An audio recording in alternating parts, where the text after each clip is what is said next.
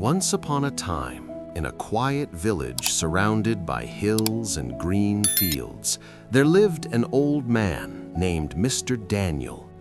He lived alone in a small wooden house near a river. His house was old, his clothes were simple, and he had no great wealth. But there was one thing about him that everyone noticed. He was always happy. No matter what happened, no matter how difficult life became, Mr. Daniel always had a calm smile on his face.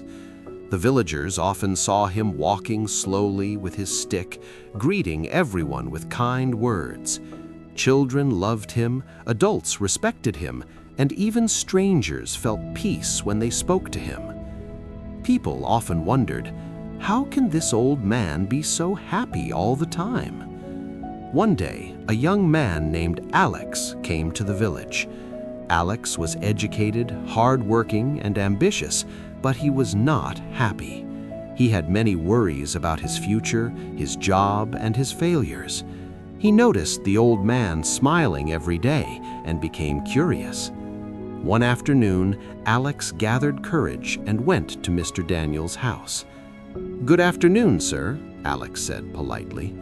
"Good afternoon, my son," the old man replied with a warm smile. "Please, sit." Alex looked around the small house. It was clean but very simple. There were no expensive items, no luxury, just peace. Finally, Alex asked, "Sir, may I ask you something?" "Of course," Mr. Daniel said. "Everyone in this village says you are always happy, but how is that possible? Life is full of problems. Don't you ever feel sad, angry, or disappointed?" The old man smiled gently and looked at the flowing river outside his window. "My son, I was not always happy. I learned happiness with time." Alex leaned forward, interested. "Can you tell me how?" he asked. The old man nodded and began his story. "When I was young," Mr. Daniel said, "I was very different from who I am today. I had big dreams. I wanted money, success, and respect. I believed that happiness would come only after I achieved everything."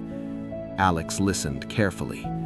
"One day," the old man continued, "I finally got what I wanted. I had a good business, money, and a big house. People respected me. But inside, I was tired and unhappy." Alex was surprised. "But why?" he asked. "You had everything." The old man smiled sadly. "Because I always wanted more. When I earned money, I wanted more money. When I got respect, I wanted more power. My happiness was always waiting for the next success." Then the old man paused. "One day, life changed. My business failed suddenly. I lost most of my money. Around the same time, my wife became seriously ill." Alex felt his heart grow heavy. "I spent all my remaining money on her treatment, but she did not survive," the old man said softly. "That was the darkest time of my life." Alex could feel the pain in the old man's words. "For months," the old man continued, "I lived in sadness. I stopped talking to people. I stopped caring about life. One day, while sitting alone by the river, I saw something simple that changed me." "I saw a leaf floating on the river," the old man said. "Sometimes it moved fast, sometimes it got stuck on stones, and sometimes it spun in circles. But in the end, it kept moving forward. I realized something important," he said. "Life is like that river. We cannot control everything, but we can choose how we move with it." Alex listened silently. "I understood that my pain was real, but my suffering was coming from my resistance. I was fighting what had already happened. That day," the old man said, "I decided to change. I started small, Mr. Daniel said. "Every morning I told myself, I am alive. This is enough to be thankful for today." "Some days were very hard," he continued. "I still missed my wife. I still felt lonely. But I stopped asking, why me, and started asking, what can I learn?" Alex nodded slowly. "I began to enjoy simple things," the old man said. "The sound of birds, the warmth of the sun, a cup of tea, a kind conversation. I stopped waiting for happiness in the future," he said. "I learned to find it in the present." Happiness in difficult situations. Alex asked, "But sir, how can someone be happy when bad things keep happening?" The old man smiled. "My son," he said, "happiness does not mean your life has no problems. It means problems do not control your peace. When something bad happens, I allow myself to feel sad. I do not pretend, but I remind myself of 3 things." He raised one finger. "First, everything changes. Good times pass. Bad times also pass." He raised a second finger.